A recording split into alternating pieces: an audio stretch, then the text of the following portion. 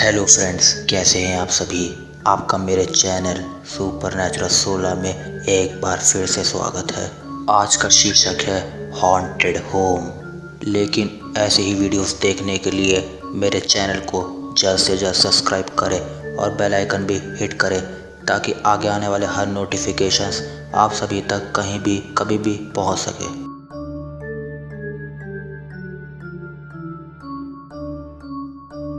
रंजीत और उसकी बीवी आयशा कार के अंदर बैठे हुए थे।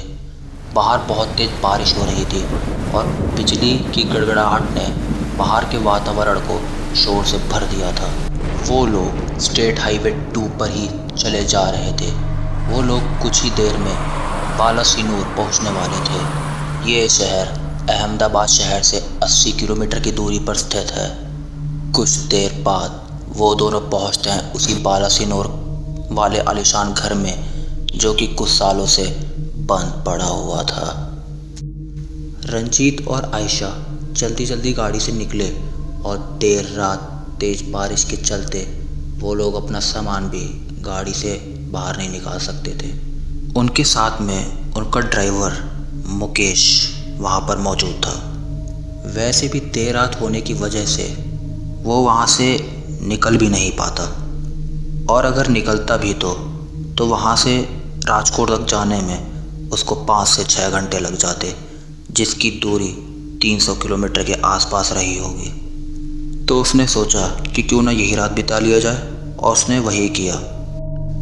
वो लोग अंदर गए ही होंगे कि जब अचानक से आयशा को बहुत ठंड सी महसूस हुई। ऐसे में बाहर का मौसम भी बारिश के चलते काफ़ी ठंडा हो गया था।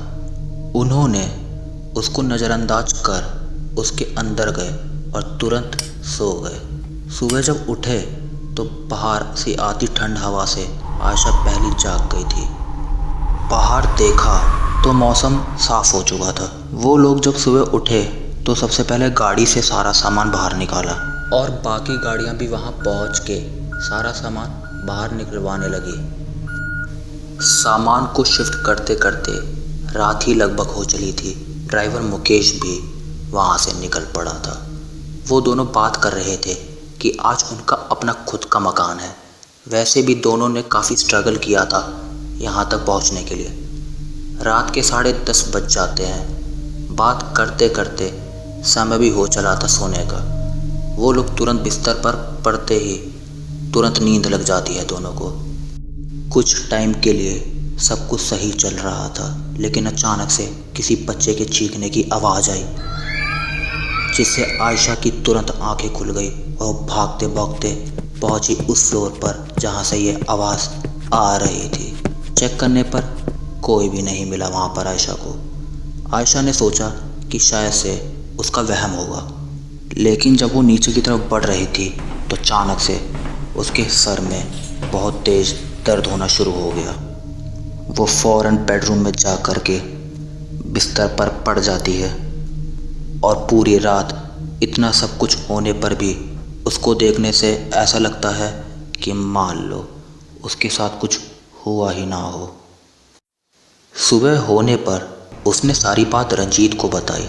रंजीत ने भी जवाब में कहा कि रात को जब वो पानी पीने के लिए उठा तो मानो कोई कमरे का गेट जिसमें तुम सोई हुई थी उसे बंद करने की कोशिश कर रहा हो, लेकिन पूरी जगह अंधेरा होने की वजह से उसे कुछ सही से दिखाई भी नहीं पड़ रहा था।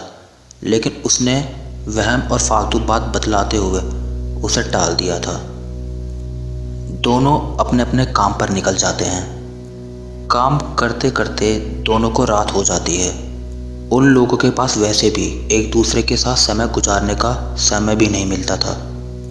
रात को जैसे ही आते थे तुरंत सोने के लिए बिस्तर पर पड़ जाते थे।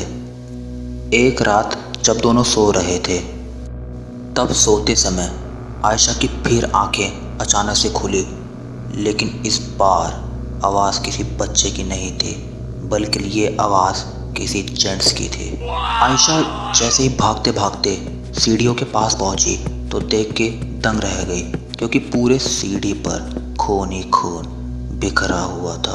उसने जब आसपास मुड़कर देखा तो कोई भी नहीं था वहाँ पे। ऐसा लग रहा था कि मानो कोई बार बार हेल्प मांग रहा हो। आयशा तुरंत भागकर अपने कमरे में गई तो देखा कि रंजीत तो अपने बिस्तर से गायब है।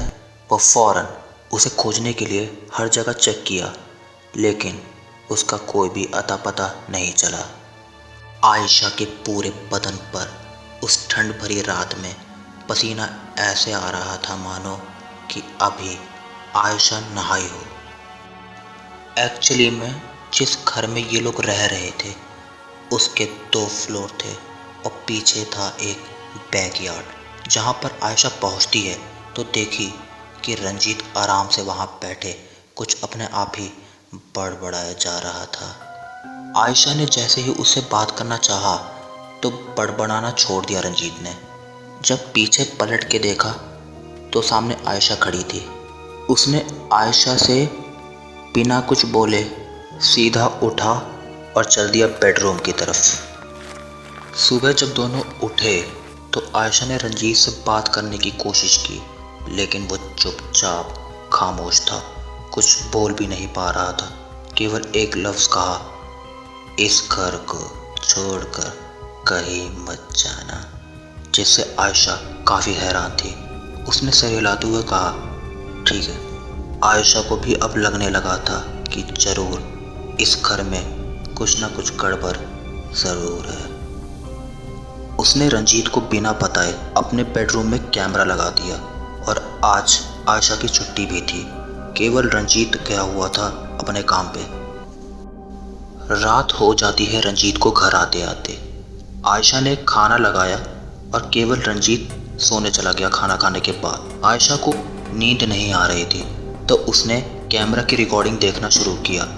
जब उसने रिकॉर्डिंग में देखा तो मानो उसके अंदर चल रहे खून ठंडे पड़ गए हों। उसने देखा कि रंजीत अपने बेड से उठ अपने आप को पूरी तरह से चाकू से खोदे जा रहा था और आखिरी में गले पर चाकू चला करके अपने आप को मार डाला था।